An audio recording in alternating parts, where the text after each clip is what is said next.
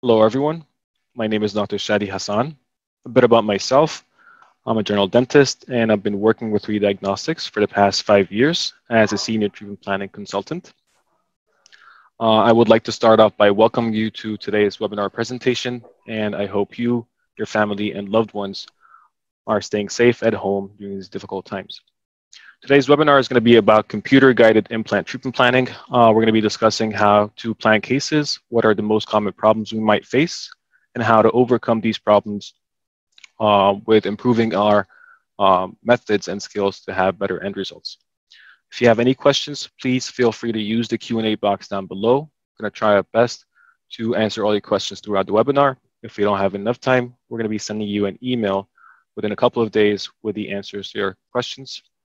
I would like to welcome you again, and thank you so much for attending today's webinar. So before we start, for those of you who don't know 3D Diagnostics, who we are and what we do, 3D Diagnostics is a company that provides dental digital support services since 2005. We have processed over 100,000 cases with thousands of our dentists. We mainly focus on providing turnkey solutions, and we have a dedicated customer support service that is available from 8 a.m. to 8 p.m. Eastern Time during the workdays. And that includes, of course, in-house dentists to help you with all your technical questions. With that being said, let's move on to today's topics. Today, we're going to be discussing the criteria for successful digital treatment planning, the do's and don'ts, 3D images or 3D imaging and what we need, some basic information about those images, and finally, there's going to be a live demonstration using a planning software to plan a case from A to Z. Moving on to one of the first topics, the criteria for successful treatment planning, case selection. In my opinion, case selection is one of the most important things. The reason why I would say that is we all need to know and understand the types of surgical procedures and treatment plan options we might have to offer our patients, and whether we have the skills, knowledge, and tools to provide such treatments. Needless to say, of course, we also need to know whether the patients we're providing the service to will be candidates for implant-guided surgeries or not. Most of us mainly know that not all cases are candidates. And last but not least, financials, which is also really important. That would actually help us on deciding which treatment plan we're going to be having for the patient. The other thing we're going to be talking about today is recording the digital anatomy, 3D imaging, and what are those files we need. The first one being a cone beam computer tomography, CBCT scans for short, and intraoral scans and 3D scans, which are the STL files. We're also going to be talking about the CBCT views that we can see in a planning software, how to use them and how to manipulate them to plan a case successfully. So we're going to start with the computer-guided planning with the file that we need, which is a computer-guided tomography, which is a CBCT. If you have a scanner in your office, you basically would scan the patient using the scanner. If you don't, you would usually send the patient out to a scanning center to provide you with the X-ray. I would just like to say before we continue on is that any CT scanner would do the job. Any CT scanner will provide you with the same results, which is a folder that has DICOMs. So what are DICOMs? DICOMs are short for Digital Imaging Communication in Medicine, and usually those DICOMs would represent the slices or the cuts of a patient's X-ray. So again, the end result would be a folder with DICOM data, and there are going to be DCMs. Each one would be providing a cut or a slice in the patient scan. The other thing we'd need in the 3D imaging is the intraoral scans and the 3D scans, the STLs. And as seen in those pictures, the one on the left side shows an intraoral scanner recording the patient's anatomy intraorally. So if you have an intraoral scanner in your office, you can use that to scan the upper and lower arches along with the patient's occlusion or bite. So basically the patient will come into your office, you can scan the patient using the CT scanner and also take intraoral impressions at the same visit. If you don't have the intraoral scanner in your office, what you could do is you could take really good PVS impressions of both arches and also a bite registration. And what we could do with these impressions is that we can scan them using a 3D desktop scanner. The other thing we can do is pour up models and instead scan those models using the desktop scanner. There is a third way of also recording the anatomy, which is pouring impressions and pouring models and using those models to scan them with your CBCT scanner, which would also provide you with a folder of DICOMs, and you can import those DICOMs into any planning platform, and you can convert those DICOMs into STL. So right now we're going to be discussing some basic information, mainly going to be about CT scans. Sometimes we do have some problems or distortions or discrepancies. Those would be artifacts. And the type of those artifacts are motion artifacts, metal artifacts, beam hardening, and scattering. And we're going to be talking about them later, and also the recommendations to try to decrease those artifacts or distortion as much as possible, and or try to eliminate them at all.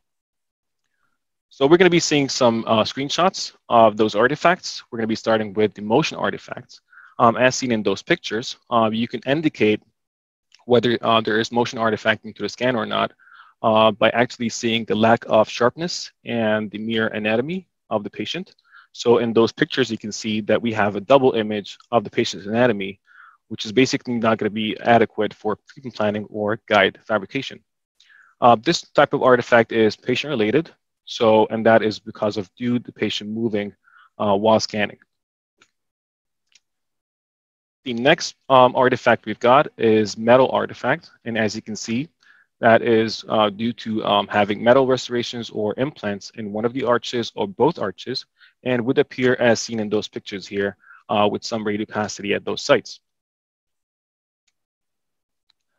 Beam hardening, also related to metal objects. Again, if the patient has any radiopaque objects or metal objects in the arch, usually we would see some rays or lines right next to the metal, and that is because of the hardening of the beam, and those are also radiopaque lines around the metal object.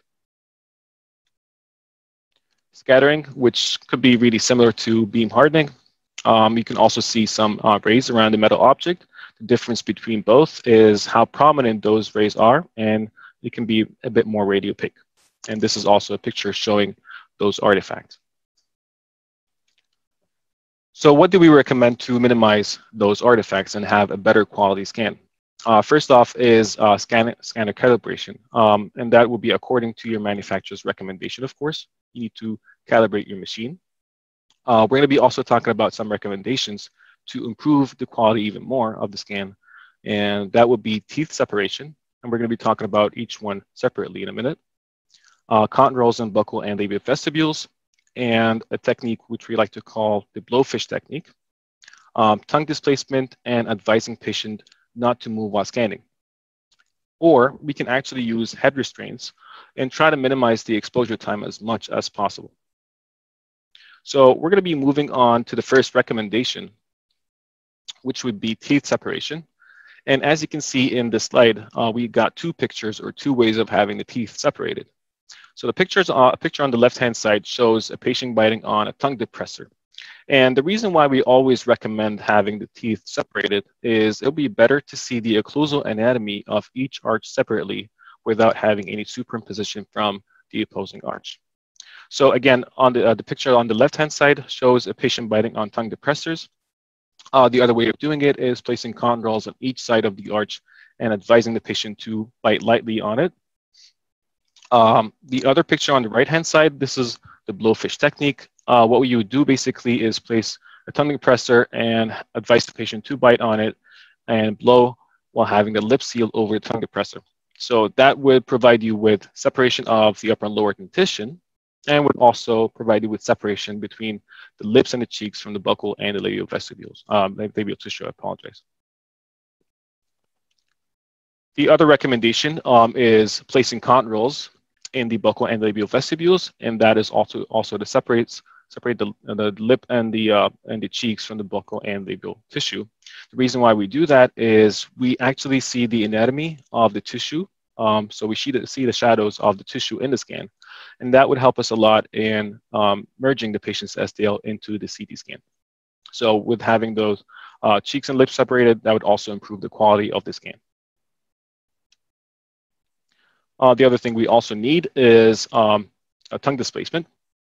We can do that by placing cotton rolls below the tongue to also separate the tongue from the lingual tissue, or we can use a tongue depressor to roll back the tongue and apply the tongue depressor on it just to hold it in place and scan the patient in this position.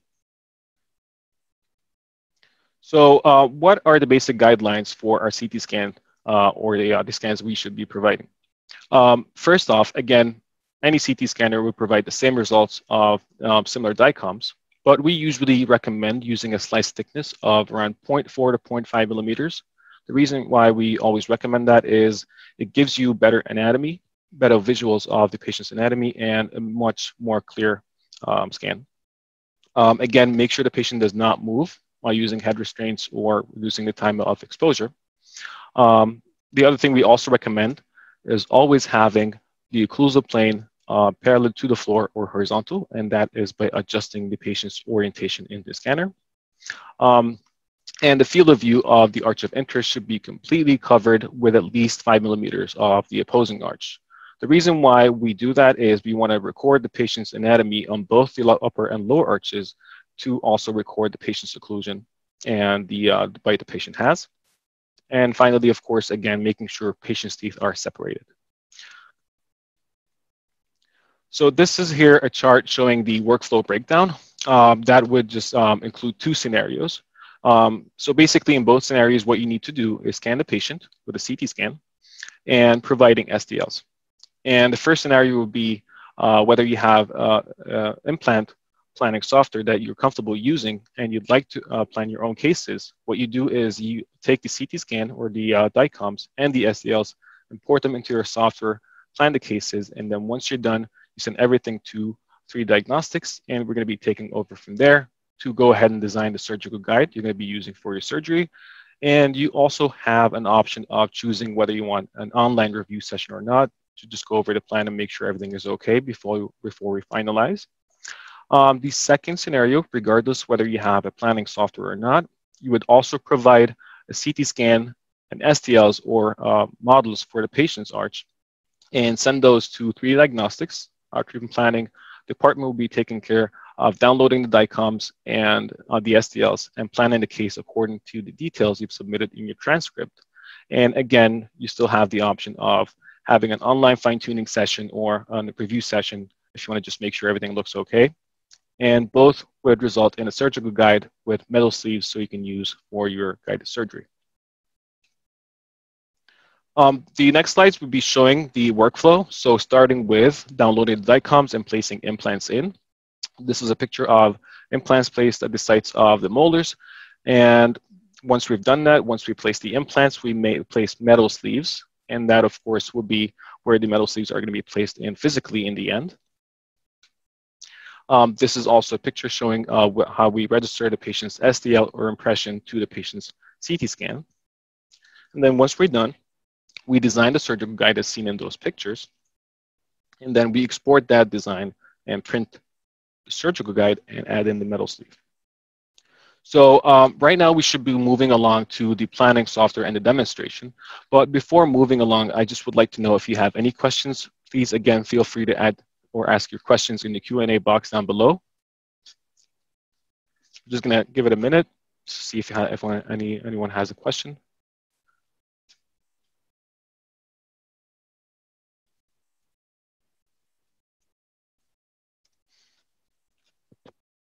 Okay, so let's move along to the planning part.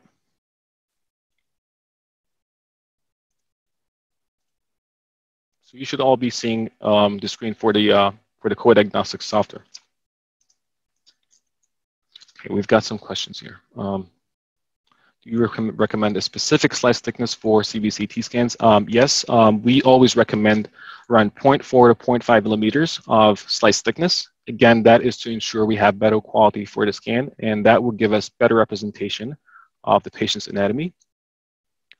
Hope that answered your question.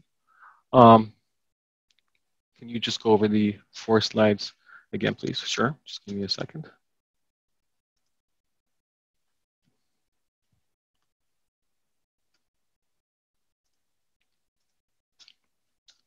So the last 4 slides.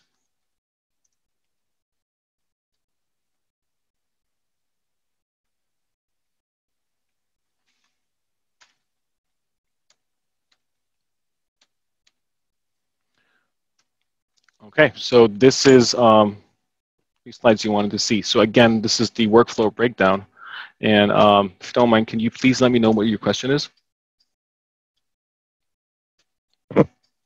Okay, so we're just going to talk again about the those 4 slides. Again, what you could do is take a CT scan and an STL or an impression or a model for the patient.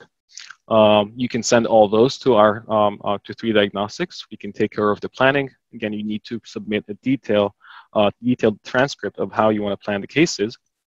And once we're done, we're going to let you know. We're going to send you an email with a notification letting you know that the planning has been done and uploaded to your account. You can either approve it on offline once you've checked the plan, or you can request an online review session to go over the plan one more time before we finalize.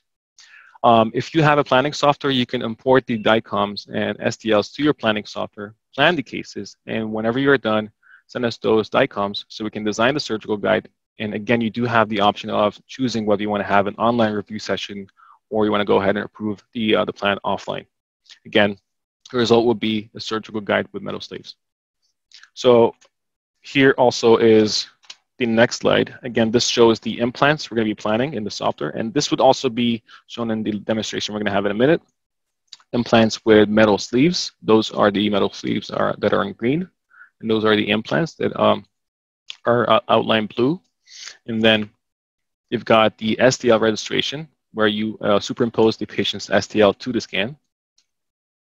And that is a picture of the surgical guide design, virtual design, which again, we're going to be exporting later and printing it. And this is a picture of a teeth-supported guide with a metal sleeve. Okay, so moving on to the planning part.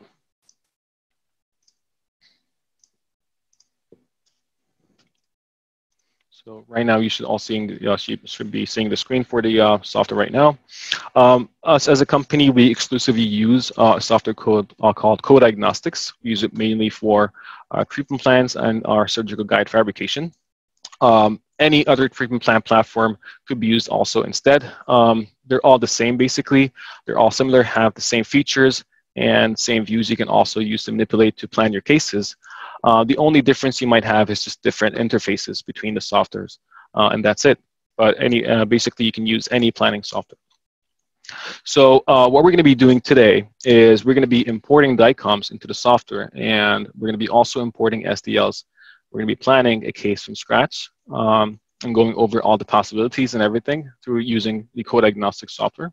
So right now, what we're going to do is I want to start off first with showing you the folder that has DICOMs.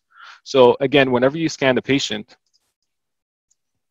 with a CT scan, you should receive or have a file with DICOMs. So this is a folder that contains DICOMs for a patient. There are a lot, actually there could be more than 300 to 400, and that depends on the range or the field of view you've chosen to record or capture with your X-ray machine. And that would also depend on the slice thickness. So the less the thickness, around 0.4, 0.5 millimeters, will be technically more the DICOMs. Again, each DICOM file, the extension is called DCM, and that's short for DICOM. Each file represents a specific cut in the scan or X-ray or a specific slice. So what we're going to be doing right now is we're going to be importing those DICOMs into our planning software, and we're going to go ahead and create a data set for the patient so we can start planning. So what we're going to do is we're going to click on New on the top right corner of this box. And we're going to choose the location where we've got the DICOMs. And usually I would go ahead and click on Import. But what I need to do is locate the DICOMs, the folder that has the DICOMs right over here, and click on Import. So I don't want to take too much of your time. I already have a database created here for one of the patients. So what we're going to do is we're going to open up the scan for this patient. And this is basically the interface of the Diagnostix software. We said before that we're going to be discussing the views we have and how to understand these views and how to manipulate them. So a CBCT scan has 2 different types of views. So you've got an original cut or original views of a CBCT scan, and you've got reconstructed views. So we're going to be talking first about the true cuts or the true views. Those are 3 actually. They're called the sagittal view, coronal view, and axial views. We're going to be starting with the sagittal view. Those are vertical cuts that are taken from side to side, and that will be just cutting the patient's arch from side to side, again, depending on the slice thickness. We've also got another original view called the coronal view. Those are also our vertical cuts that are from front to back, and those will be cutting the patient's arch from front to back in a vertical way. The third and last one would be the axial view, and those are horizontal cuts from front to back, moving up all the way down. Okay, so this is the three views of an original CBCT scan. Again, there are only three. So that being said, we could go ahead and right now discuss the reconstructed views. So a reconstructed view is a view that is generated using the three original ones. In this case, we've got four views. So we're going to be talking about the first one, which is called the panoramic view. The panoramic view is a two-dimensional view that's generated by using the axial view right over here. And that is simply done by drawing a line that intersects the arch and follows the curvature of the arch. So again, what we do is we draw that line in the center of the arch using an axial view, and then the software later stretches this line to give you representation of the anatomy in a two-dimensional way, which is the panoramic view. So that is the first reconstructive view. There is also another one that's called cross-sectional view, right over here. And if you've noticed, it is really similar to the sagittal view. You can also see the anatomy of the patient's buccolingually since the cuts are taken side to side. The only difference, of course, between cross-sectional and sagittal views is that we also reconstruct the view from the axial view as well, right here. So right now we're going to go ahead and I'm going to show you how this is done. Again, once we've drawn this panoramic curve or the curve around the arch, we're going to be planning on placing the implants in. We tell the software that we want to have a cut through this slice or this site, for example. So we can see that we have three red lines. Those red lines will be represented in the cross-sectional views. So each line will represent a view from the top left side over here. And again, this is just a section in the axial view, which is a true cut or true view of a CT scan. Another view we have is called the tangential view. Some other softwares call it centric view. And basically, this view would allow you to rotate around a specific site or a selected implant 180 to 360 degrees. So if you've noticed, this also is reconstructed from an axial view. There is a blue line right over here that usually rotates around the arch and the line that we've drawn. So if we hold the slider and move up and down, you're going to notice that this blue line rotates around a long axis, which is the green line that we've drawn. So you can see right now, if we just move the slider all the way down, it will give us the same cross-sectional view because it's perfectly parallel to cross-sectional cuts. If we just push it up, it's going to rotate and it's going to show you a mesodistal view, and again, all the way up to go back to the cross-sectional view. So another reconstructed view is the 3D segmentation or the three-dimensional view, and that also is generated using all three true cuts. I think we have a question. Will this lecture be recorded and posted to watch again later? Yes, there is going to be a YouTube link that's going to be sent to you with that lecture, so you can watch it again if you want.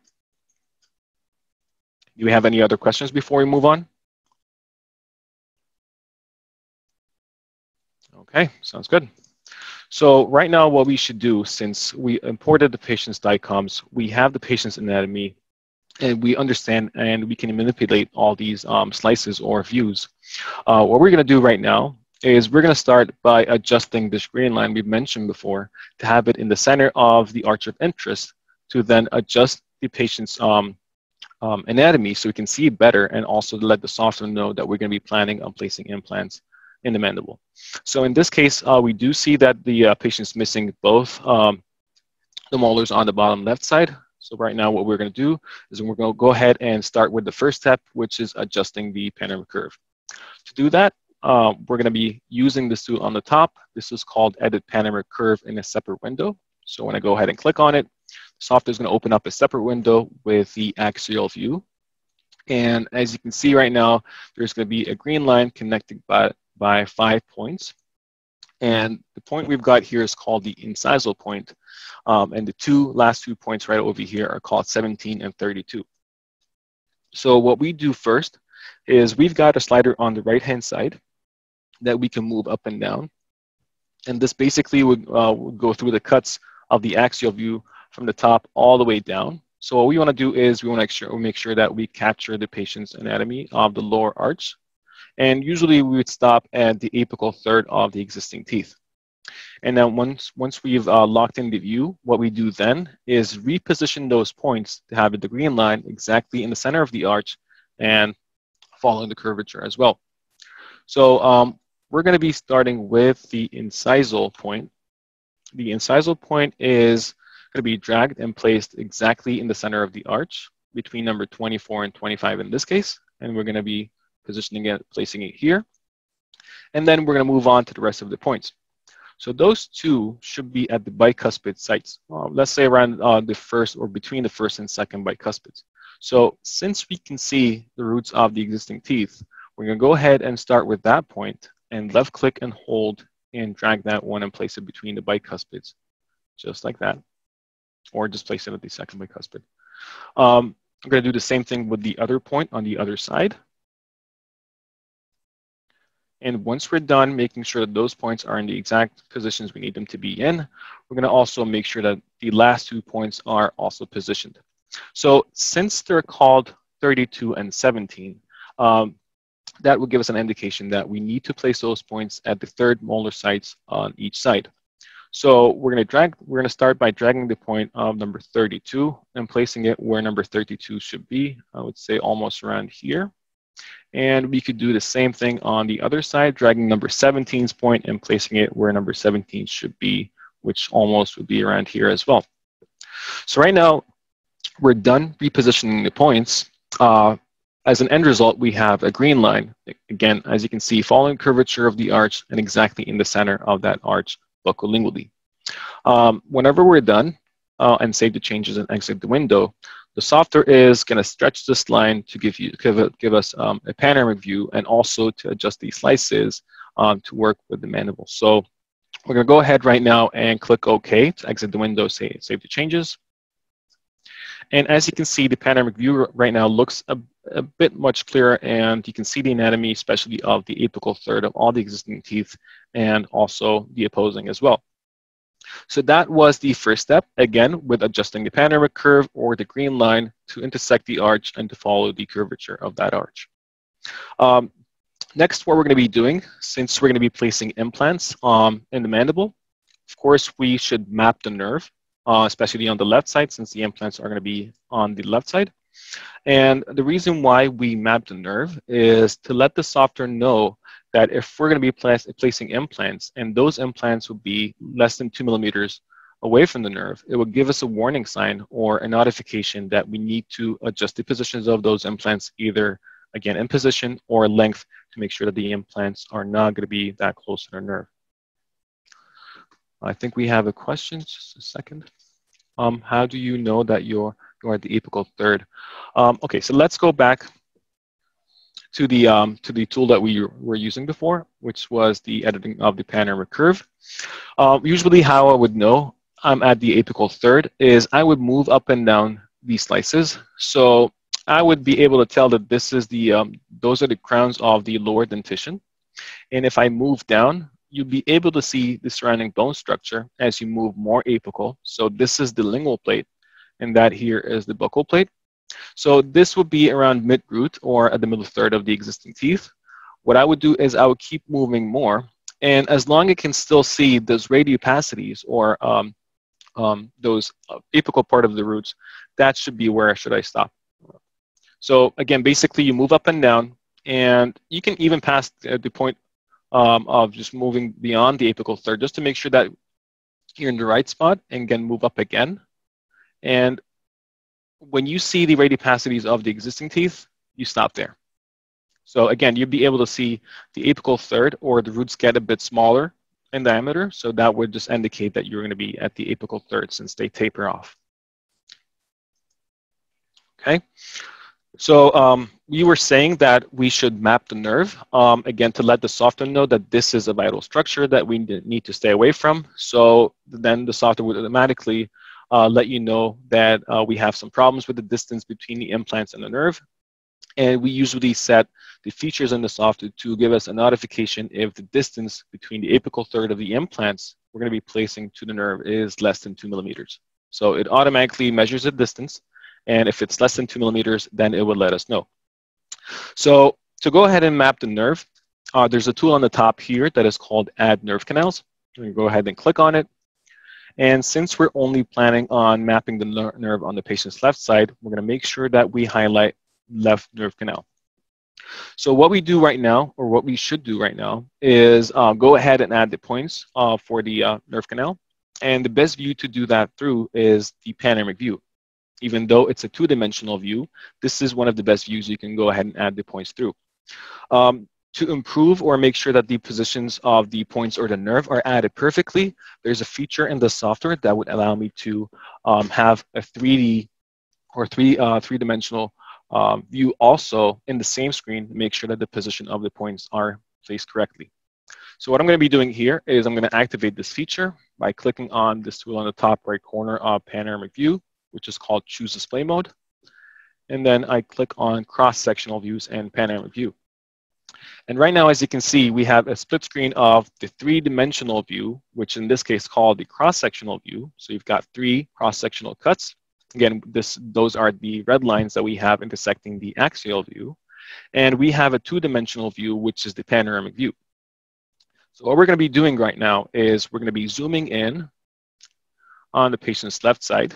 And if you've noticed, we've got a slider on the right side here that can allow you to move back and forth through the axial view. So right now, as you're moving along these slices, you're actually moving back and in front of the axial curve that you've drawn.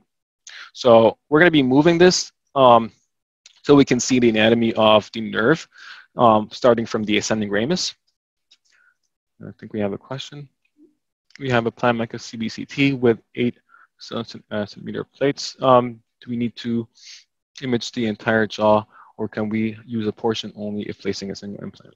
So as mentioned before, usually what we recommend is we don't need a scan to include the whole opposing arch and the arch of interest. What we need is only 5 millimeters at least of the opposing dentition, and that would be almost enough to record the patient's anatomy and also register the patient's upper arch or upper SDL if we need to. So not the whole or the entire arch, we only need 5 millimeters at least of the opposing dentition. Okay, so going back to the panoramic view, again, what we're going to be doing is we're going to be starting mapping the nerve from the ascending ramus all the way to the metaforamen, and that is going to be done by moving up and down through the scans. And we're going to be starting by adding a point here. So to add a point, I'm going to simply just left click once. There's going to be a point added. And whenever I add the point in the two-dimensional view, it's going to be seen in the three-dimensional view here. So what I do then is I just maximize or just zoom in and reposition that point depending on the anatomy in the cross-sectional view or the three-dimensional view. So I'm going to be stopping and placing a point here. And what I'm going to do next is I'm going to go back to the panoramic view, moving through the rest of the slices, and I'm going to add a point moving on anteriorly. So that point would be here. And as soon as I add the second point, the software is going to place 2 purple lines. Those would be representing the superior outline of the nerve bundle and the inferior outline of the nerve bundle. And again, what we want to make sure of is those 2 lines are following or identically matching the radiopaque outlines of the nerve in the scan. So since we've added another point, got another question. What's the difference between a sagittal view and a cross-sectional view? So the sagittal view, let me just show you here again. So the sagittal view are slices, vertical slices from side to side, and that would include the whole field of view of the patient's arch. So for example, if we just or just open up this view again, a sagittal view would section the patient's arch or whatever is included in the field of view from side to side, and that would be the thickness of the slice. And that is generated from the patient's skull or the scan itself. But the difference between the sagittal view and the cross-sectional view is that the cross-sectional view is only a cut or a perpendicular cut in this green line we draw in the axial view. So again, let me just zoom in. So this is the green line that we have drawn. Again, you see 3 red lines, and those red lines would intersect this line at this specific site. And that could be then later seen in those top 3 views on the left-hand side. So this is basically not patient-oriented, it's site-oriented. So again, the sagittal view is more patient-oriented, right? Hope this answers your question. Right now, we're going to move on back to the nerve mapping part. So again, we are going to be connecting points from the ascending ramus all the way back and all the way to the mentor foramina or foramen. So we've added a second point. Again, the software is going to add 2 purple lines connecting those points. And then we're going to make sure that we see the nerve in the cross-sectional view and repositioning the point to match the anatomy in the 3-dimensional view right here. And then we're going to move along the rest of the scan. So we're going to add also another point here. And you can actually see a bit of the patient's nerve right here. So you can see this radiolucency. Some scans would not sometimes show the nerve really prominent. But you'll be able to tell when you get exposed to more scans and once you understand how to manipulate the scans and read them perfectly in the future, you're going to be able to tell how the nerve looks like and where it should be. So, for example, taking a look at this slice, you can actually see this circle or radiolucency, and that basically would be where the nerve is. Usually, the nerve would be more apical and a bit closer to the lingual plate. So we want to make sure that when we drag our point, we want to make sure that we maximize or zoom in at least so as to see the anatomy better. And you can actually place or see the outline or the radiolucency of where the nerve is right over here. If I just drag the point away. So let me place it back. Again, that would depend on the density of the patient's arch or how soft or dense the bone is. Again, as long as you get more exposed to more scans, you'll be able to tell the position of the nerve more accurately in the future. So we're going to go ahead and continue off moving the points and adding the points. So we're going to move on here. And again, you can actually see the nerve more accurately, as you can see. So that is the radiopaque outline usually around the nerve bundle. And we're going to go ahead and place it here. And again, we're going to move on all the way to the front to just where the mentor foramen is. So I'm going to move right now through the slices, and you can actually see this, it's really prominent, this radiolucency, which is a radiolucent circle that represents the patient's mentor foramen on the left side. So what we're going to do is we're going to go ahead and add the point where this radiolucency is, right here. And you can actually see right now that this is the foramen. So this is where the nerve should exit out of from the scan. So you can actually see it through this cut and this cut as well. So we're going to go ahead and drag that point to have the nerve exit out of the foramen. And what I'm going to do right now is I'm going to go back to the previous point. The reason why I'm going back to the previous point is we still have this radiolucency right here, if you can see that. Let me just zoom in. So this radiolucency, this would be a part of the anterior loop. Some patients have an extended anterior loop and a bit more prominent loop. What I'm going to be doing right now is I'm going to be adding a point between the last point we've added, which was at the foramen, and the point previous to that, which is right here. And I'm going to add this point right between them here to try to segment or map the anterior loop. So whenever I add this point, again, you're going to be able to see the superior outline of the nerve right over here. And this is the beginning of the exit or the foramen. So what I'm going to do is I'm going to drag this point up and more anterior just a bit and place it here. So right now it looks like I'm done with mapping the nerve. So what I need to do just before I finalize is just a quick scan through these slices in the cross section. So I'm going to be moving up and down, starting from the foramen right here. So you can see the nerve perfectly matching the outline both superiorly and inferiorly and exiting out of the foramen as well.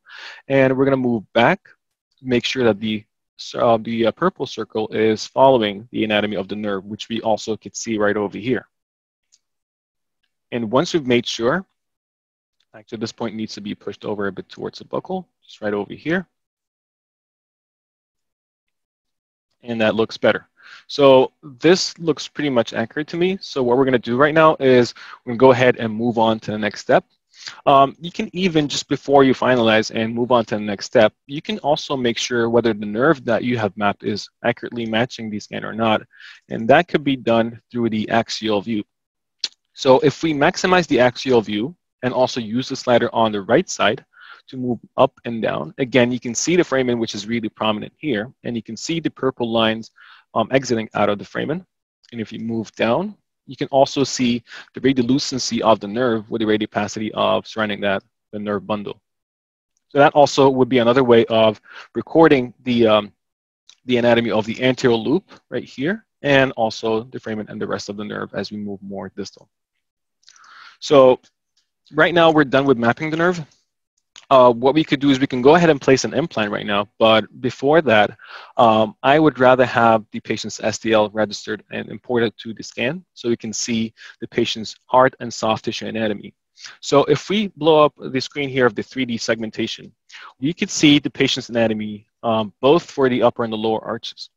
And if we go ahead and rotate, it looks like, yeah, we can go ahead and place the implant here, but in order to place the implant in the best ideal position, we need to see the occlusal anatomy of the lower arch. And if we go ahead and try to rotate to see the occlusal anatomy of the lower arch, it is going to be superimposed by the opposing, which is the upper arch. So this is the reason why we recommend scanning the patient with T-separation. Again, you can see the separation really clear here. And the reason why is that is going to help us a lot when doing some edits to the segmentation we have to separate the upper arch from the bottom arch. And the other reason why we also need to edit the segmentation and separate the arches is that we need the occlusal anatomy in the 3D segmentation, which we see right here, to match it accurately with the patient's STL. We're going to be seeing that in a minute, but I just would like to explain it real quick before we move on to that point.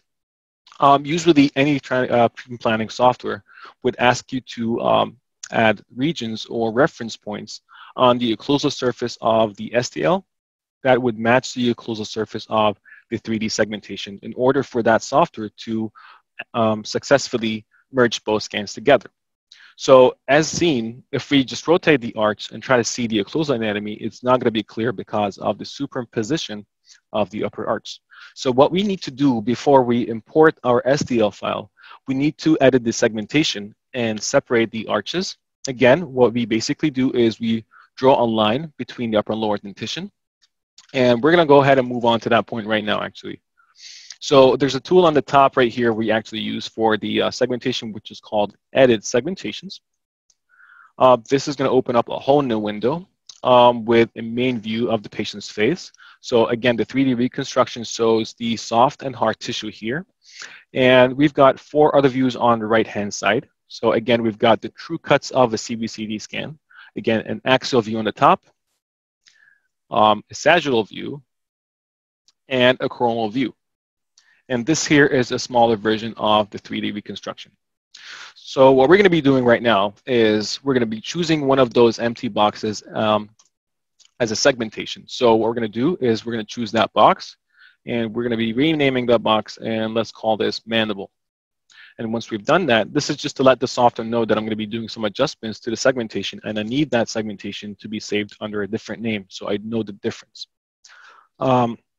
Next, once we've done that, we're going to move down to the threshold of the density units or the Hausel units.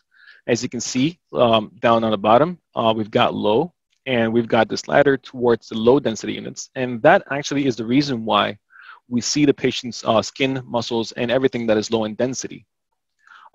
What we're going to be doing right now is moving that slider away from the low density units and towards the high density units. The reason why is that we just want to eliminate everything that is lower in density from the 3D segmentation and just keep the hard tissue anatomy only, which would be the anatomy you need to plan an implant, which would be, of course, the teeth and the surrounding bone structures. So we've got a question here. Do we need to buy the software? Is it done by doctor dental office or done by the lab. You don't need to buy the software. But this also is one of the best softwares you can use. Again, as mentioned before, any planning platform could be used instead of that software. They're almost pretty much similar, except for the interface between them. But for the other part of the question, is it done by a doctor or a dental office or done by a lab? Again, as mentioned before, also, if you're not really comfortable planning your own cases, what you can do is send us the information you need to provide, which is the DICOMs and the SDL, and we can do the planning for you. So technically, you don't need to purchase a software, but this will be one of the softwares if you want to have one of the best softwares when you have more freedom planning and plan your own cases. I mean. Okay, so back to this point. Again, we're gonna go ahead and move the slider from the low density objects all the way to the high density objects, and that is done by moving the slider and pushing it up. And I'm just gonna stop here.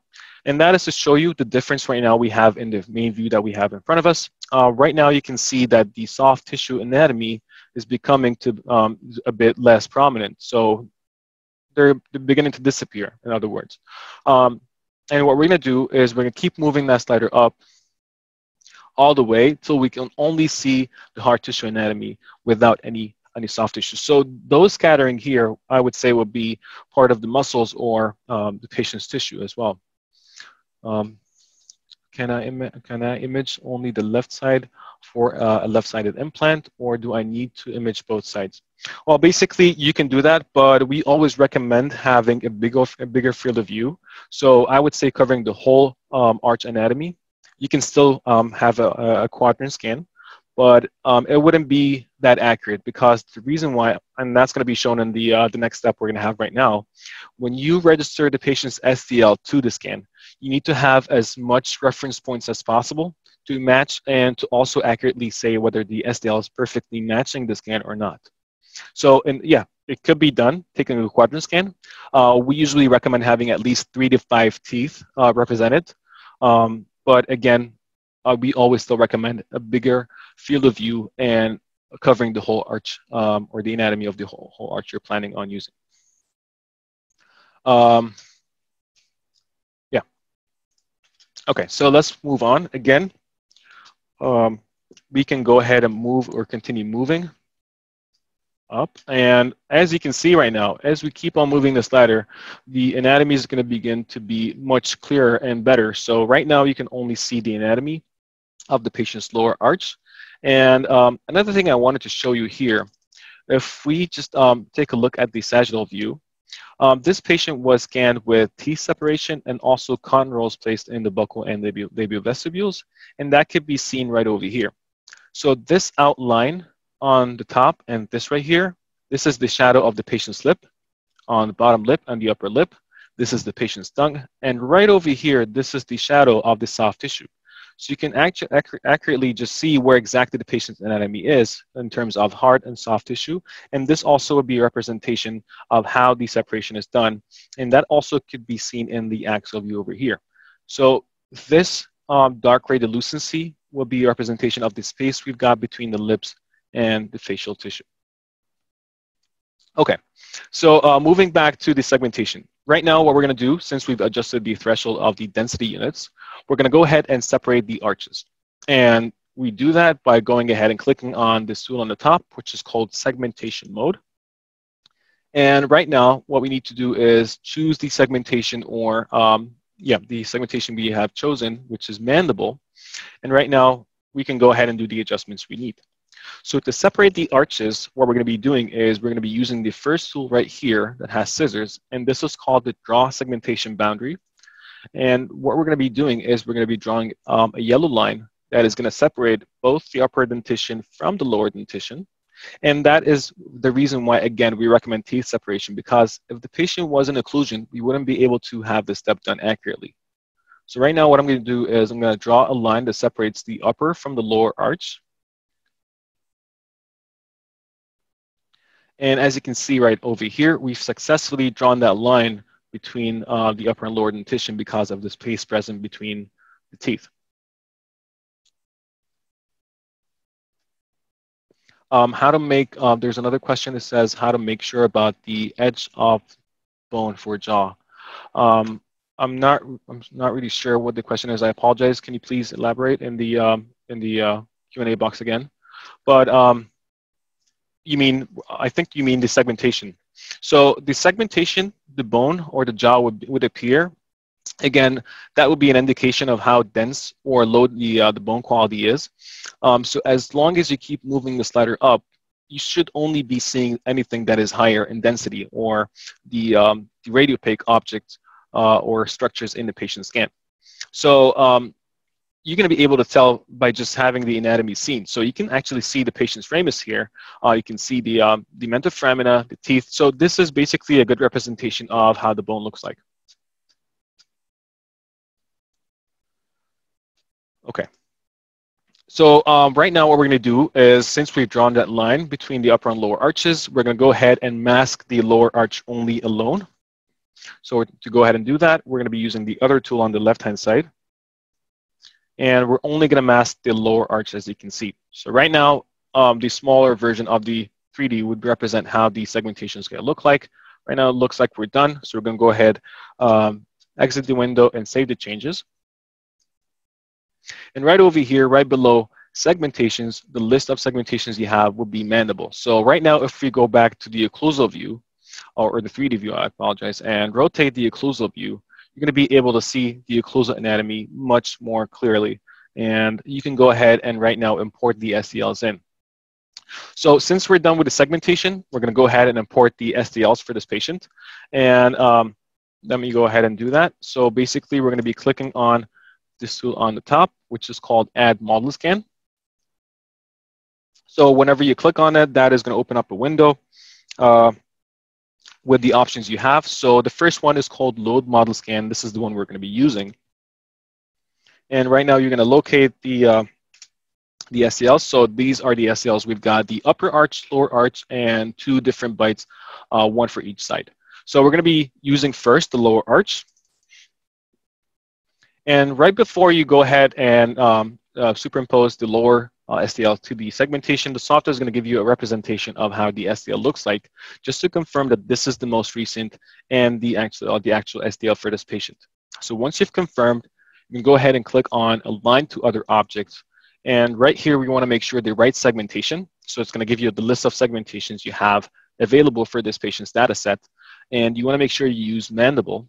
And then you go ahead and click on Next.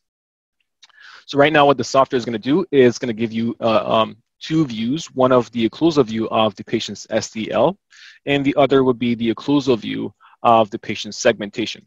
So even though we do have some artifacts or some distortion, and that's because of the metal artifacts we discussed earlier, would be represented basically by those scattering here. But most of the anatomy is clear enough for placing reference points. So right now, what the software is going to ask us to do is place reference points, and usually it would be at least 3 reference points for the software to be able to merge both scans together. So we're going to go ahead and start by using the dentition. The reason why we use a dentition is the STL does show the soft tissue anatomy, which is over here, buccally and lingually. But if we try to see where the tissue anatomy is on the left side, which is the segmentation, we're not going to find it, again, because this is the 3D segmentation that we made sure of, that the soft tissue is not going to appear. So right now, we're just going to only use the teeth anatomy, and we're going to be, of course, using the incisal edges and cusp tips of the existing teeth. So we're going to be starting with the cuspids on each side. So we're going to start with number 22, and what we're going to simply do is add a reference point where the cusp tip is, and try to match this point with the cuspid on the other side. So this point would basically be here. So right now, I've added the first reference point, again, using the cusp tip of the canine on the left side to the one in the segmentation.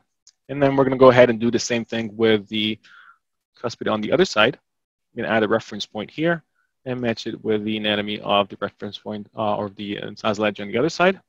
And what we're going to be also using is, let's say, number 25, incisal edge of 25 in here. So right now, we've added the 3 points the software needs. So if they're successful and identical, the software is going to give us this message, which is going to be, it's going to be green in color, and it's going to say the positioning of the regions is consistent. So right now, it's safe to say that we can go ahead and move on to the next point. The software is going to take over and superimpose both scans together.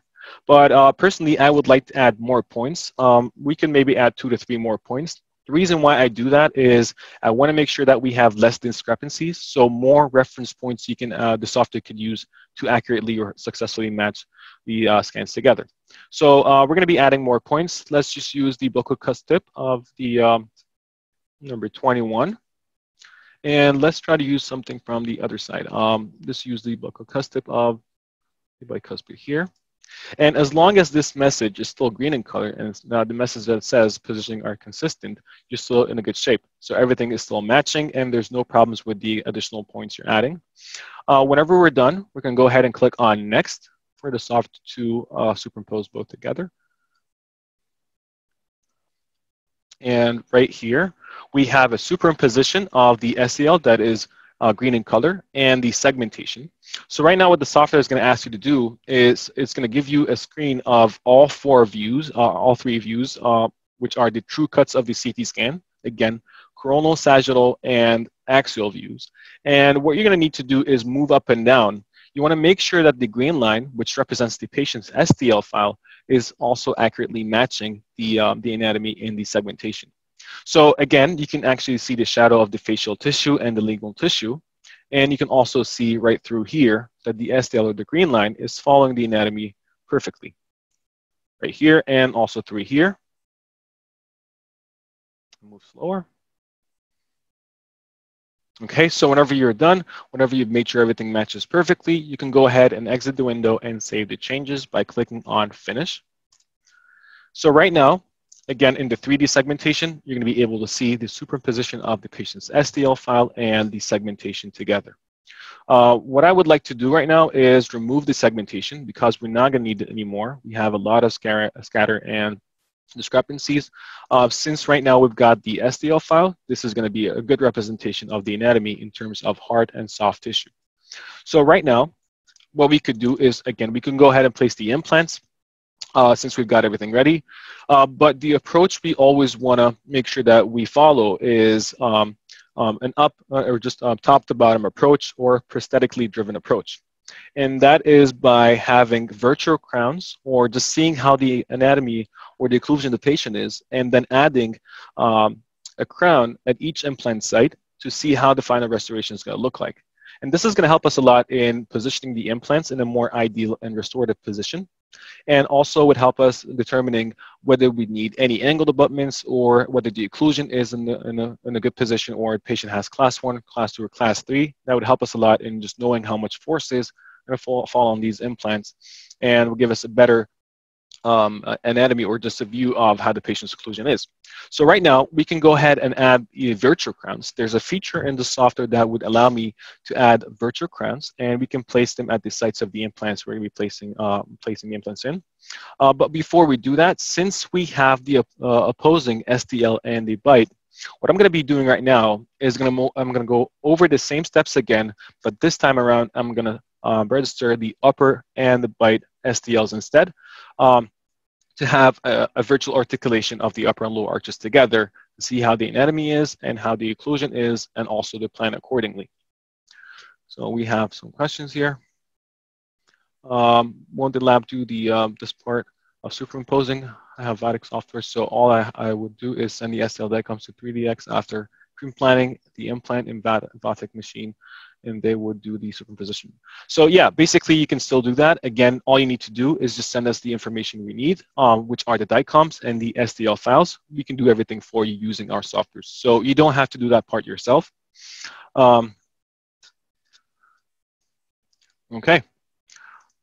So right now, what we're going to do is we're going to go ahead and import the other STLs. So we're going to go ahead and click on the same tool on the top, which is called Add Model Scan, and then click on Load Model Scan right here, and then selecting one of the bite impressions or one of the bite STLs. So we're going to be choosing bite 1, and this is how it looks like. This is basically an STL of both the upper and lower arches in occlusion. You can see some of the anatomy of the upper and the lower arches. What we're going to do right now, instead of clicking on Align to Other Option and going through the same process again, what we're going to do right now is we're going to choose or go through Copy Alignment. What this is going to do is this is going to copy the alignment of the anatomy of the SEL we have already registered. And that is going to be done by matching whatever anatomy is in the bite with the anatomy and the patient's STL that already is registered. So as you can see here, what the software did, it copied the alignment of the bite cuspids and the canine, since the bite registration includes those sites. So what we're going to do right now is going to go ahead and click on Finish. We can go ahead and import the other bite, but technically we don't need the other bite. We're going to go ahead right now, again, go through the same steps to import the opposing STL. So load model scan, upper arch STL. This is it right over here. And what we're going to do is we're going to click on Copy Alignment again. And this time we're going to be using the bite. So previously we've used the lower arch scan, but this time around we're going to be using the bite. And then we're going to go ahead and click on Next. And as you can see right over here, we have the upper arch or the upper STL superimposed on the anatomy that is available in the bite with the anatomy in the upper STL. So if you go ahead and click on Finish, right now we have the upper STL and the lower STL virtually occluded or virtually articulated, so we don't need the bite anymore. We can hide that. So this is how the patient's occlusion is. So we can actually study or see how the patient occlusion is. What I've noticed, the first thing I've noticed actually is the superimposition of the opposing molar on the other side. So number 14 is a bit supererupted, which could be a bit destructive because of the forces that would be exerted on the opposing implant. So this is something that is also really important. Again, scanning the patient or having an upper STL and lower STL will give you more information about how the patient's anatomy is and how could that affect your plan or treatment in the future. So this being said, right now we know that we have a problem with the opposing, a bit of a supereruption. So what we could do is we can either cut down the occlusion a bit, recrown the opposing crown. We can do a lot of things since we know that information for now. So right now what I'm going to do is I'm going to move on and place virtual crowns in. So that can be done by clicking on Add Tooth right over here. And then I'm going to select these sites we're going to be adding the teeth in. So we need to make sure that we want to see what sites those are. So we're going to be using or placing 18 and 19. So Add Tooth 19 and 18. So we're going to highlight them and click OK. So they're not going to be positioned exactly where they should be. So this has to be done manually, this part. And I'm going to go ahead and do that real quick. What I'm going to be doing right now is I'm going to be adjusting the positions of those implants, the dimensions, and their angles. And that is according to the patient's occlusion, since we've got the articulation done. Right now, I'm going to go ahead and double click on one of the crowns. It's going to open up a whole new window. And I'm going to choose for now just the lower arch STL. And I'm going to go ahead and adjust the dimensions and the positions. So while I'm doing that, I just wanted to also explain that this is not necessary. What you can do before you import or send us the DICOMs or the STLs is you can take an impression of the patient's lower arch and send that impression along with the upper arch and the bite to your local lab and ask them to have a physical wax up done.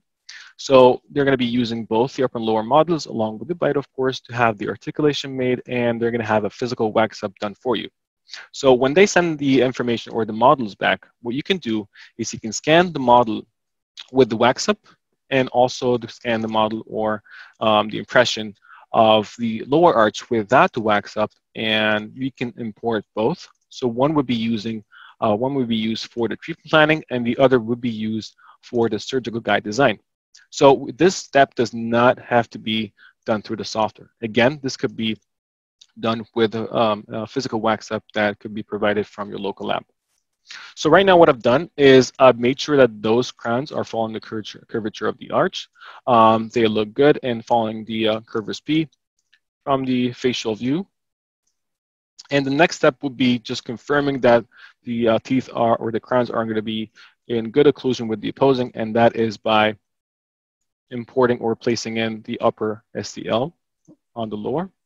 So right now I'm going to go ahead and do that, and we're going to go ahead and place upper STL right here. So right now we've got the two virtual crowns, the upper and the lower SDLs, and we want to make sure that they're going to be in class 1 occlusion. Looks like more or less both are in class 1. We've got the functional cusp of the opposing molars, occluding with the central fossa of the virtual crowns, and that can be also seen through the cross section here. So we're done with that part. Right now, we've got 2 virtual crowns are in good position restoratively. And what we're going to do, since we've done, we've been through all that, we're going to go ahead and place implants in. So to place implants, usually all treatment planning platforms have libraries with a wide range of all the manufacturers that are in, or the implant models, basically depending on each implant software. But Diagnostix has, as you can see here, a list of all the implants you have. I would say that this would be most of the ones, or the most of the popular ones you can use. So you've got a list here. You can choose from the list on the left-hand side, or if you're looking for Straumann, for exactly, which are the implants we're going to be using for this case, you can type in the search box on the top right corner Straumann, and it's going to give you all the models available in the manufacturer's library. So we're going to be using the guided bone level rock solid SL-active implants. So whenever you highlight on the name of the model, it's going to give you all the implants available in dimensions with color coding. So let's start with using a 4.1 by 8, and we're going to be placing both those implants at 18 and 19. So once we've selected the sites, we're going to go ahead and click OK. And the software is going to place in the implants right here. Again, they're not going to be perfectly where they should. You can see they're going to be below the nerve, so you still need to readjust their positions manually. And we're going to start with the first implant, and that's the one at site number 19. So what we've discussed before, or just what we've said, is, again, we have a reconstructive view that is called the tangential view. And this view basically allows you to rotate around the selected implant or site 180 degrees up to 360 in other softwares. So what we're going to do is we're going to rotate around. We're going to select number 19 first. This is the implant we're going to be starting with. So we're going to select number 19 by highlighting it. And through this view, so let me just maximize. Through this view, we're going to move up and down so we can rotate around that implant 180 degrees. Again, if we go back and take a look, this is, apologize, right here. So this is where the implant is. Again, what we're doing right now is we're taking a section using the axial curve or the axial view at this specific site. So those are where the red lines are. So if we see the cross section, we're going to be able to see the implant because those red lines are exactly at the implant site. So the center one is exactly at the center of the implant. So the one in the center here would be the true cross-sectional cut. And then you've got a slice right before, medial to it, and distal to it, which would be those other 2 slices. So once we've done that, we can also just, again, open up the tangential view and move around. So as you're seeing right now, we're basically rotating around the implant, which is represented by that blue line right over here. That's going to be rotating along the long axis of the implant 180 degrees. I think we've got some questions. Okay, so can you go over the other option of doing a wax up instead? So what I was saying is, instead of planning this through the software and just wasting more of your time to place virtual crowns and adjusting them in position and angles and dimensions, again, what could be done is you taking 2 impressions of the arch of interest. So the patient is missing 2 molars in this case. I'm going to be taking 2 impressions of the lower arch, and then I'm going to be sending one of those impressions to the local lab along with the opposing impression and the bite, so they could articulate both physically. And what they're going to do is they're going to have a physical wax up done according to the patient's occlusion on that articulation. So whenever they're done, they're going to send you back the models. So the end result would be having 2 models for the lower arch, one with the wax up that you've received from the lab, and the other would be your impression or the model you poured using the impression you've taken of the lower arch. So you have 2 impressions or 2 models, one with a wax up and one without the wax up, just showing the mandibular anatomy alone. And what you're going to do then is you're going to scan both those models, the one with the wax up and one without, so you can use the one with the crowns that were placed by your local lab for the planning purposes. So instead of placing virtual crowns, we're going to be also importing the SDL of the one with the wax up and using those crowns as reference instead.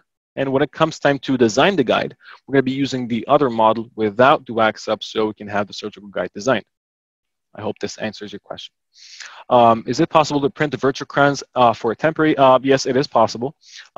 We actually do provide virtual wax up services, and what we do is once we're done doing the virtual wax up, we export the STL of the teeth designed on the patient's model, and we print them, and we can have a virtual, a virtual crown or for a temporary, or a temporary crown, I'm sorry.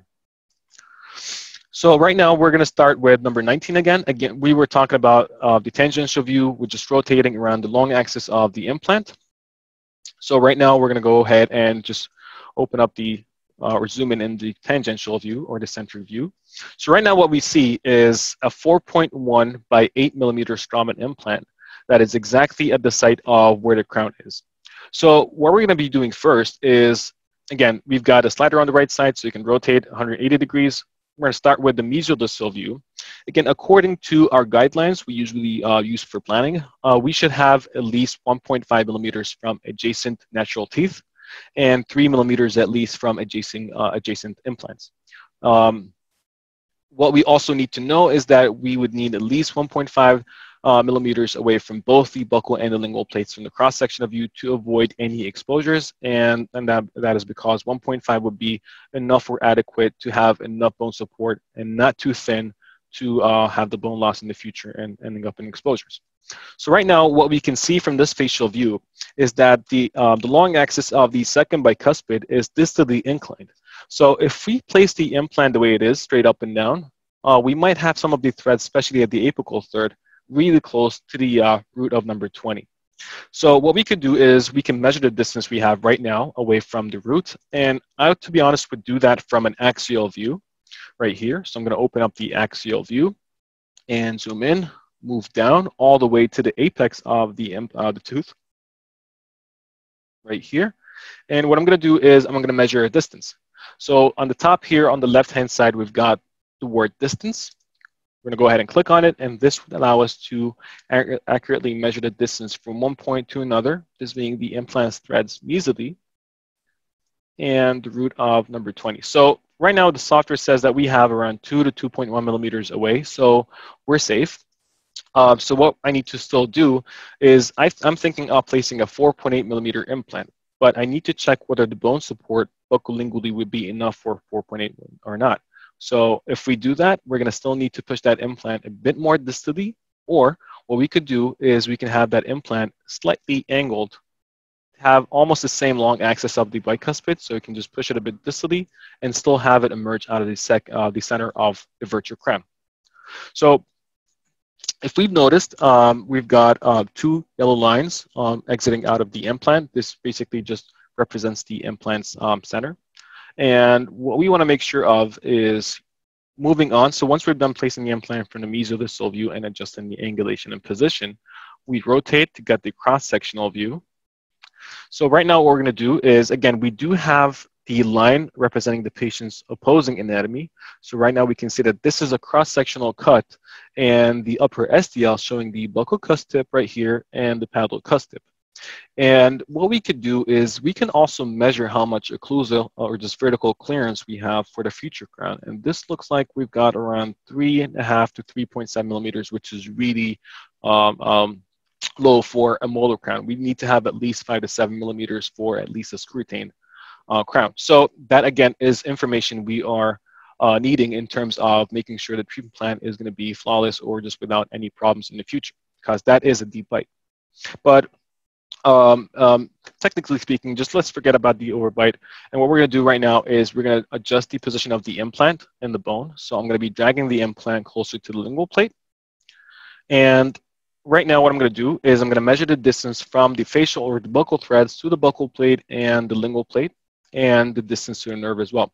So right now, so far, we don't have any warning signs from the software because we're using an 8 millimeter implant. We've got more than 3 or 4 millimeters away from the nerve. So this is where the nerve is. So let's try to drop the implant and have it less than 2 millimeters away from the nerve. So this is what we're going to find. There is a warning sign right over here next to the implant. M next to the nerve. And this would just say right over here that the distance to the nerve canal has a problem, which again would be less than 2 millimeters. So let me place the implant back. And as long as we've got more than that 2 millimeter safety distance, everything is going to go back to normal without warning signs. So I just wanted to show you how the software interacts with you while planning the case. So right now, again, that is a 4.1 by 8. It looks like the implant is pretty much straight up and down in the cross-sectional view. We have the implant also emerging in a good relation or sort of position with the opposing dentition, this being the center of the implant towards the functional cusp of the opposing dentition or opposing molar.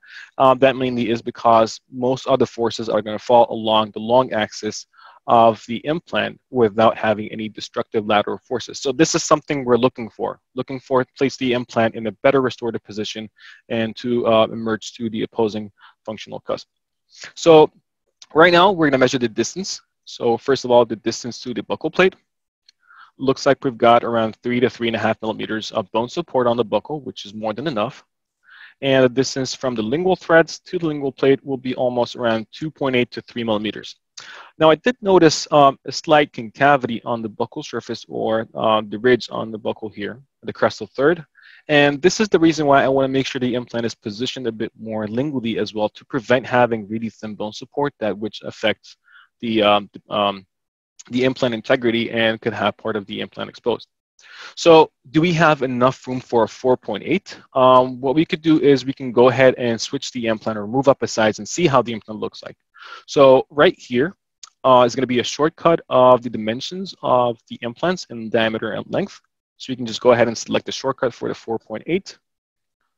Now here's the 4.8 millimeter implant. It looks good. The only concern I would have is the bone support right here on the buccal surface would be really thin, and that would indicate that we should anticipate just a slight exposure at the coronal third or the collar of the implant. But yeah, 4.8 looks good. What about the length? Can we place a longer implant? Before we do that, again, we need to make sure of two things. First of all, we're completely away from the nerve, actually more than 3 or 4 millimeters, because the next size or the length will be a 10 millimeter implant. So that's an extra 2 millimeters for the length. The second thing we need to make sure of course, is we're not really close to the lingual plate. And if we just rotate around the implant, we want to make sure that the 10 millimeters is not also going to be close to the apex of number 20. So right now, since we've got an implant that's 4.8 by 10, what I'm going to do from the facial view is I'm going to measure the restorative height. So the restorative height here will be the distance from the implant's platform all the way to the occlusal table or occlusal plane. Again, since we do have a supererupted molar on the top, it looks like the distance is going to be a bit less. So this is around 7 millimeters. But in a more ideal situation, I think the occlusal plane would be around millimeter to 2 millimeters, a bit more coronal. So I would say around 9.5 to 10 millimeters. So right now we've got an 8 millimeter implant. We're saying that the vertical or restorative height is around 9.5 to 10 millimeters. So we were trying to aim for a 1-to-1 implant to crown ratio at least. Usually, of course, we were aiming for more in favor of the implant, close to 1.5 to 1. But 1-to-1 is still acceptable. So if we're going to be placing a 10 millimeter implant, we're going to be achieving 1-to-1 implant to crown ratio. And again, we did not have any of the threads close to the adjacent natural structure, tooth, or nerve or the lingual plates. So again, this is how the implant looks like. We're still safe. We don't have any warning signs. The distance is still more than 2 or 3 millimeters away from the nerve. And this is how the implant looks like. Again, we still have more than 1.5 millimeters from the lingual plate and also the buccal plate, except for the collar here. So again, we're anticipating that this part could be slightly exposed. You might as well also have a bit on the lingual. So, and that is, of course, using a 4.8 millimeter implant. We can still move down a size, use a 4.1. But since I know the patient has a supererupted molar, I would know that the forces would be more on the implants. So I would like to have a bigger implant just to withstand the forces falling on it. Okay, so right now we're done with planning number 19. We're going to move on to number 18. And what we could do is we can have number 18 planned perfectly parallel to number 19 because there's a feature in the software that would allow me to have both the implants planned perfectly parallel. So what I'm going to do right now is I'm going to right click over number 19 and I'm going to click on make parallel here. And then I'm going to choose the master implant, which is number 19, and the selected implant to be parallel to number 19 will be number 18. So once I've made sure everything looks good here, you can go ahead and click OK, and then confirm. And right now, this is how both implants would look like from the facial view. So let's go ahead and just hide the opposing STL. And let's just take a quick look at the occlusal view. So this is how both number 19 and 18 would look like from an occlusal view. So the first thing we've noticed, if we start with number 19, is that number 19 is perfectly emerging out of the center of the crown in a good restorative position. And what we're going to be doing is we're going to make sure also that this implant is in a good restorative position. Just a second, please. I think there are some questions.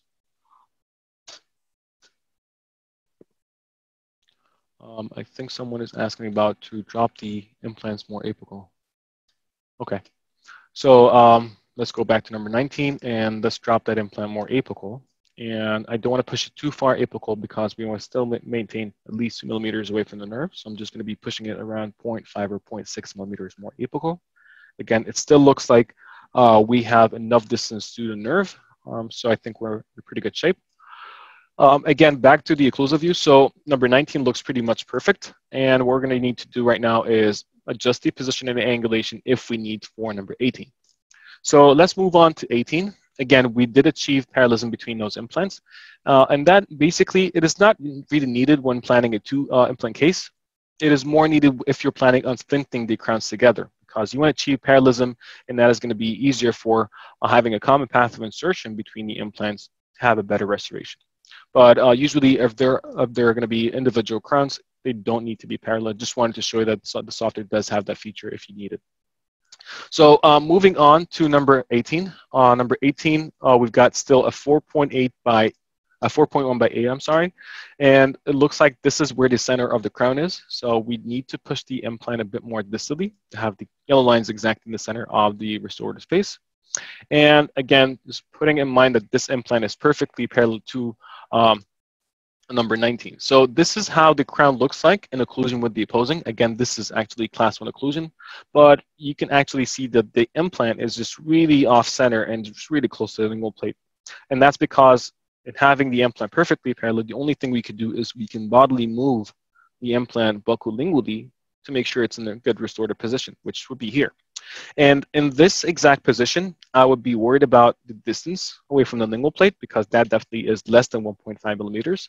And also, we just did not benefit out of the bone on the buccal. So we're just having the implant closer to the lingual plate while having good bone support buccolingually for a 5 or a 4.8 millimeter implant. So what we could do here is we can place the implant back a bit to the center and tip the apex and place the implant in a more favorable position, just like that. And that would still be a bit more right here, just for example, this exactly will be the class 1 occlusion right now. And we can still push the implant buccally and tip the whole body of the implant and still push the implant buccally as well. So right now, with a 4.1, we do have a really good distance away from the lingual plate. That is almost around 2.9 to 3 millimeters. So what we can do is we can place a wider implant. Let's try a 4.8 millimeter implant here. This is how it looks like. It looks perfect. Again, we're a bit off center, but it still looks good because the distance away from the lingual plate will still be more than 2 millimeters. And we did place the implant in a good restorative position, which would be in good occlusion with the opposing and emerging towards the functional cusp of the opposing molar. If we rotate the implant is not perfectly parallel right now to the adjacent one. If I need to measure the angulation difference for between the implants, for example, there is a tool in the software here that would do that for you automatically, and it's called the implant angulation measurement. All you need to do is choose a master implant, and the software would measure the angulation difference between the master implant and the rest of the implants you've got. So right here, the software says that the difference angle between both implants is around 6.5 degrees, which again is acceptable. It's not too far off. If you're still placing or planning on splinting the crowns together, you can actually do that with straight abutments, and you don't need angle abutments because the angle difference is not going to be too much. So that would still also be acceptable. So we're in good position. Going back to number 18, we did switch the diameter of the implant to 4.8. We still have an 8 mm length. Do we need to place a longer implant? What I could do is I can measure the restorative height. And it looks like we've got almost around 8 to 8.4 millimeters of restorative height. So technically speaking, we can still keep the 8 mm implant if we're afraid of having the longer implant closer to the lingual plate. I think the 8 mm implant is still acceptable. We can still even push the implant more crestal if we want. But the only problem here is that the bone support is a bit softer, and you can see that with the density. And if I want to measure the density of the bone here, seeing how soft or how dense that is, there is also a feature here that would measure the density for you. It would give you, I wouldn't say an accurate measurement, but it would give you a reading that you can just take to either decide whether the bone is soft or dense. So this tool is called the Interactive Density Measurement on the top here. And you can left click and hold, and while holding, you can move the cursor around, and this is going to measure the density of where you are. Right here, it says the density is around 110 Hounsfield units, which is definitely D4 bone. Compared, of course, to the buccal plate, this is around 1100 Hounsfield units or 1200 Hounsfield units, which definitely is D1 bone. So this would indicate that the bone here is really soft, and there is a huge possibility that the collar could be exposed if we push the implant more crestal. Let's place it more apical a bit back right here, just like that. And I think we're in good position right now. So the implants look really good. Here are the implants from the 3D view one more time. They still look like they're almost perfectly parallel mesodistally. The angle difference would be from the buccal lingual view or the occlusal view, if I may say, right here. So right now, since we're done planning the implants, we will also want to make sure that the implants have a really good distance between them. Again, the software would allow you to, or would actually automatically measure the distance between any implants you have. There is a tool right here on the bottom right corner of the page, which is called Distance to Other Implants. If you go ahead and click on that tool, it will just also automatically measure the distance between 18 and 19. And right now that is 4.8 millimeters. So that's 1.8 millimeters more than recommended, least recommended distance between two adjacent implants. So we're done planning the implants. What we want to do right now is we want to go ahead and place metal sleeves in that would represent the metal sleeves that are going to be placed in the surgical guide. So right now, we're going to go ahead and place the sleeves. So we're going to highlight one of the implants, click on sleeve here, and then adding the Straumann sleeve if you have the Straumann guided kit. If you don't, you can also add a different type of sleeve. For example, you can add our sleeve for our guided kit, which is the 3DX or 3Diagnostic guided kit. We have different types of sleeves. We've got the Pilot 2.0, which is a really small sleeve for just the pilot drill. We've got a fixation sleeve, and that, of course, is a fixation for the fixation pins. And those are the sleeves we're going to be using for the implant sites. So a 4.25 millimeter sleeve that could be placed, which is that one here. And we can adjust the height of the sleeves according to the length of the drills, which are 15, 18, 20, 23, 25, and 28.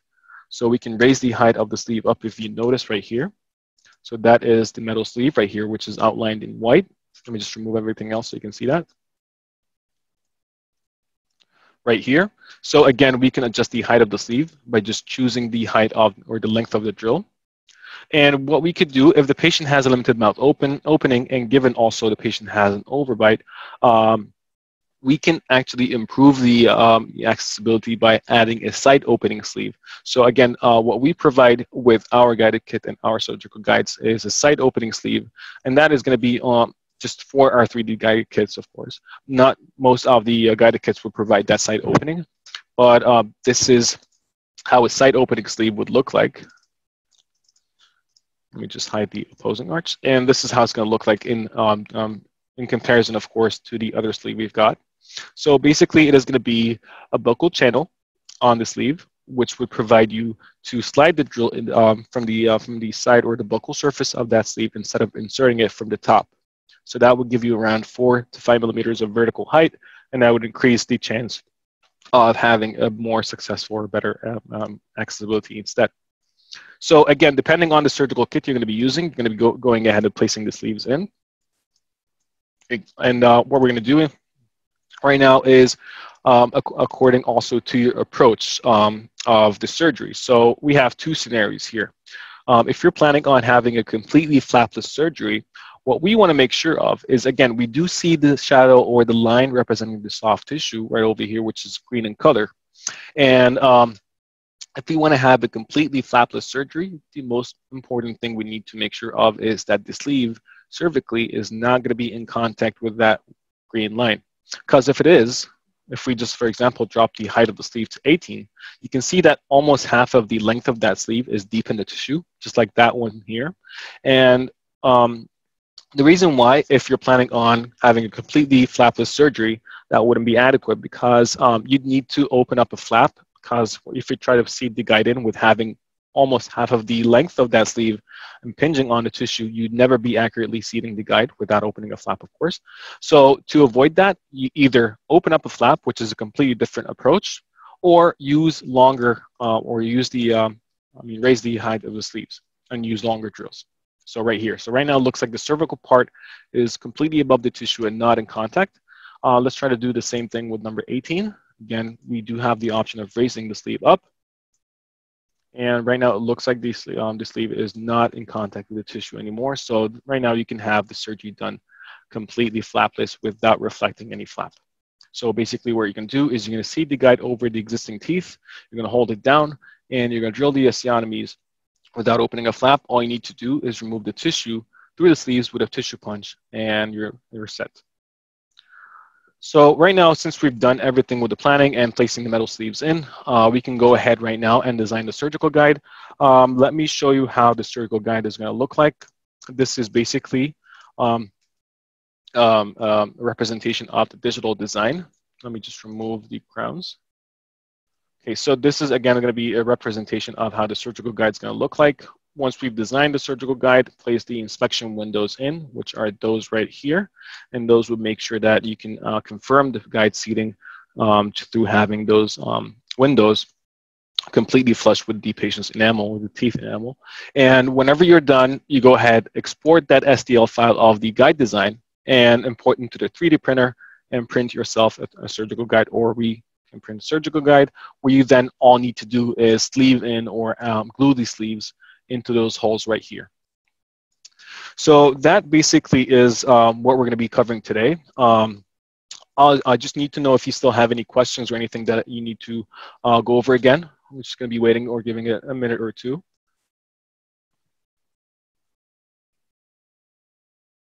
Okay, so there's a question that says pilot drills are thinner versus final strategies to avoid hitting unintended structures. So I wouldn't say that the surgical guide designed for a pilot drill will be used to avoid hitting any unintended structure, but it will be needed for actually a couple of different or just different factors.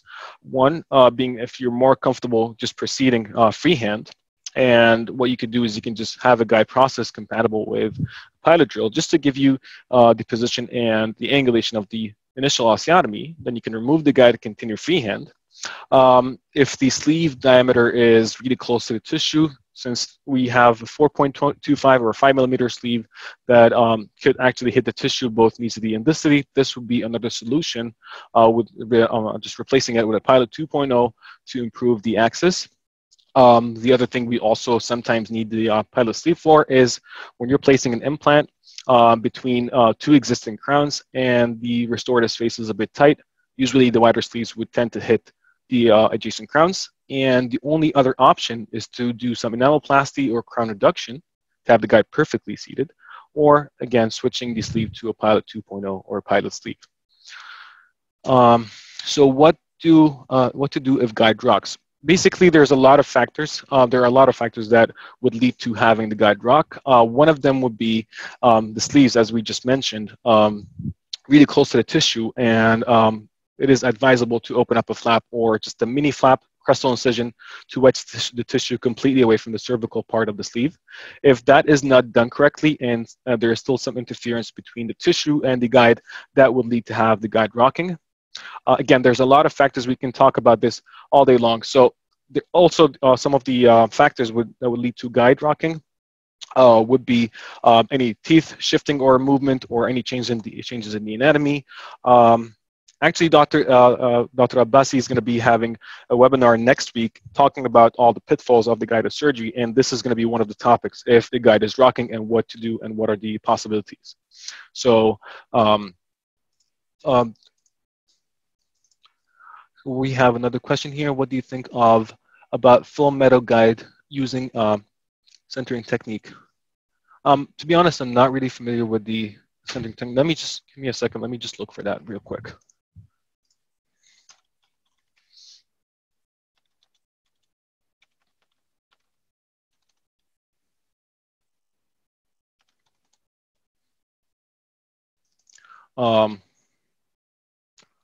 Okay, so I think you're talking about just instead of gluing the surgical guide, you can compact or just have the guide snug fit with the hole in the acrylic. That also could be done, but usually we recommend, if that is the question, of course, we recommend gluing the sleeves in to just avoid having the sleeves fall off.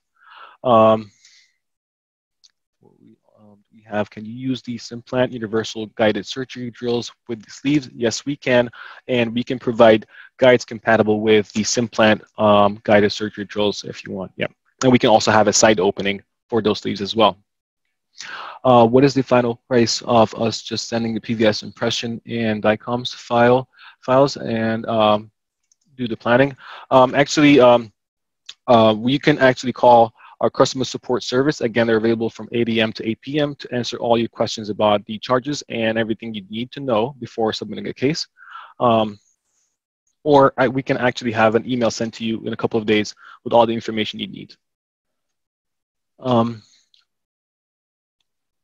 Okay, so can you use multiple different sized sleeves for different drills with the same guide? To be able to do that, we're going to have to fabricate separate guides.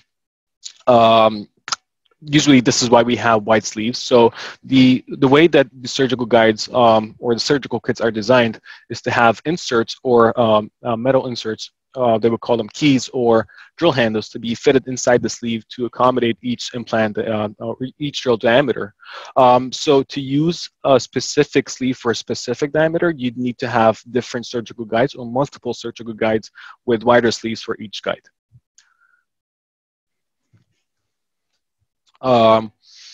When you use slapless procedure and when you open gingiva? Usually depends on your preference to open up a flap or not. That depends on your skill and the way that you're comfortable doing a procedure. Some doctors would like to open up a flap to see how the bone looks like, to get a feel of the width, if there is any defects, or to clinically evaluate something below the tissue related to the bone. Again, some other doctors, even though they might not need a crestal incision or a flap, they tend to open up a flap anyway because this is something they're more comfortable with. And to be honest, this actually could help with just making sure that everything looks good once you place the implant, and to get a feel of the bone or the grafting to clinically evaluate it.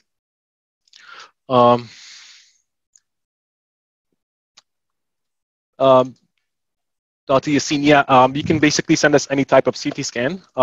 We are compatible with any type of CT. Again, they can provide us the same results, which are DICOM files. So as long as the CT scan that you use provides DICOM files, we can use those files to plan your cases. How do we disinfect surgical guides? Usually we recommend the cold method sterilization, and that basically is done by placing the surgical guide in a disinfectant solution that is either Cydex or chlorhexidine, for example. Anything that could disinfect the surgical guide, but not in an autoclave, because that is going to, of course, affect the surgical guide. So it needs to be cold method, which is immersing or just placing the surgical guide in a disinfectant solution. Do you recommend a pilot guide? Again, that would be according to your preference, depending on whether you want to go ahead and continue freehand with the implant placement and the drilling sequence. I would say, again, that would be your decision. When do you recommend a pin on those teeth mucosa supported guides? So basically, a fixation pin is recommended. For example, it is also recommended in this case for right here. So the reason why it is recommended is we have a freehand saddle on the patient's lower left side. So in other words, we don't have any distal support for the guide to be supported on right over here. So what we do basically is we recommend a fixation pin to be placed between those implants right here to act as a distal support and to hold the guide down to avoid or prevent rocking or flexing of the surgical guide. And that is for edentulous patients or partially edentulous patients. For edentulous patients, either a tissue or a bone supported guide, it is always recommended, and we recommend at least also to place at least 3 to 4 fixation pins in a fully edentulous case.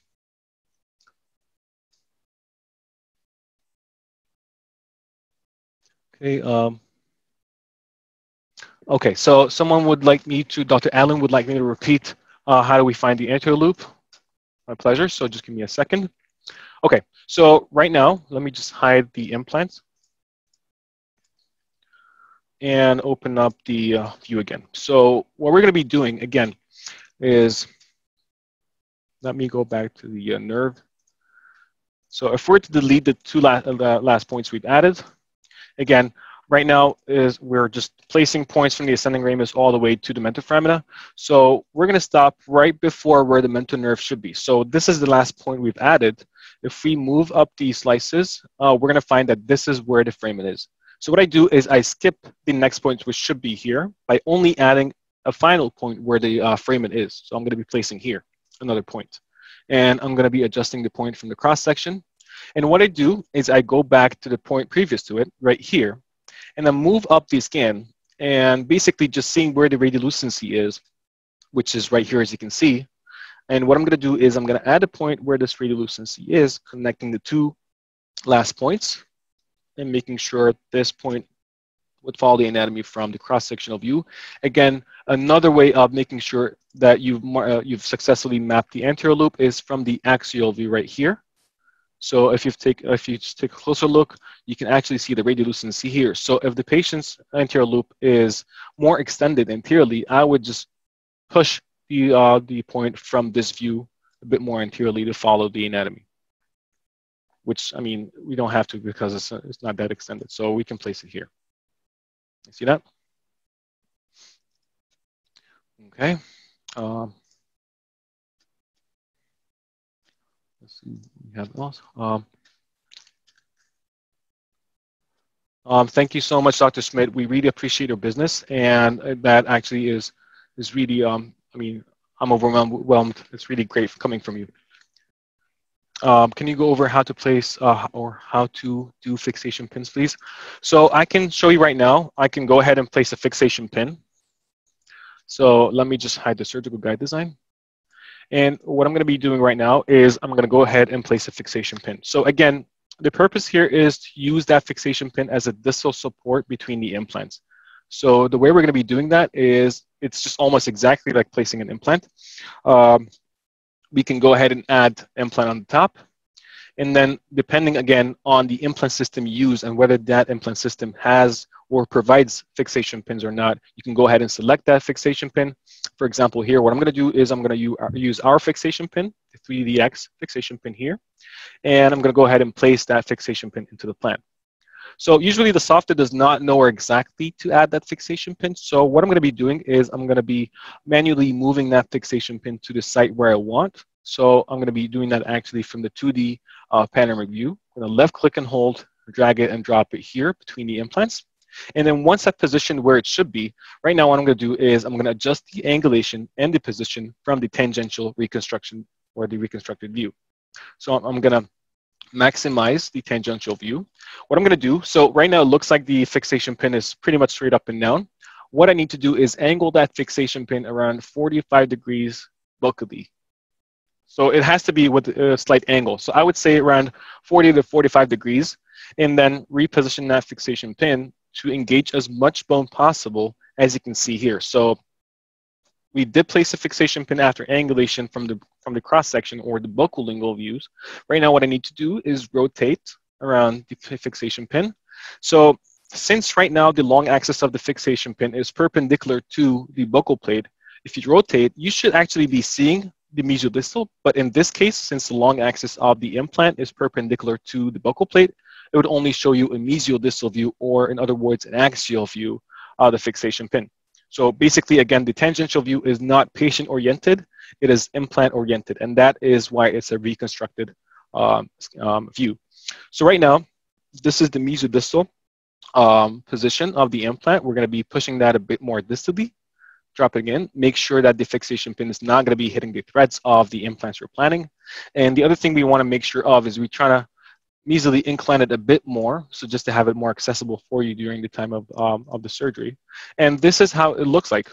A fixation pin placed between the implants, completely away from the threads. Again, from a facial view, this is how angled it is. And this should be enough to have it accessible. And again, this is how it looks like from the occlusal view. So if you think that this is not really accessible because it's really perpendicular to the buccal plate, we can still go ahead and go back and easily incline that or anteriorly incline that a bit. Just like that, right here. So it does have a bit of an inclination right now, more mesally, which will be more accessible right here. And again, in edentulous patients or free end saddle cases with one or two implants or more implants, I would say, we recommend placing a fixation pin to act as a distal support. I think we have one last question. How long the pin should go in the bone? Usually, I would say around 3 to 5 millimeters, just to make sure that the fixation pin is going to engage enough bone to have the guide stable, especially if the free end saddle is for more than 2 implants. I would say at least 3 to 5 millimeters. Some would like to also have, instead of just an amount of bone engagement, some actually would plan the fixation pin to have bicortical fixation. In other words, to engage both buccal and the lingual plates as much as possible, because those are denser bone, and that would just ensure having the fixation pin more stable. But basically, at least 3 to 5 millimeters, I would say. Okay, I think we're done with the questions. Again, if anyone still has any questions, please let me know.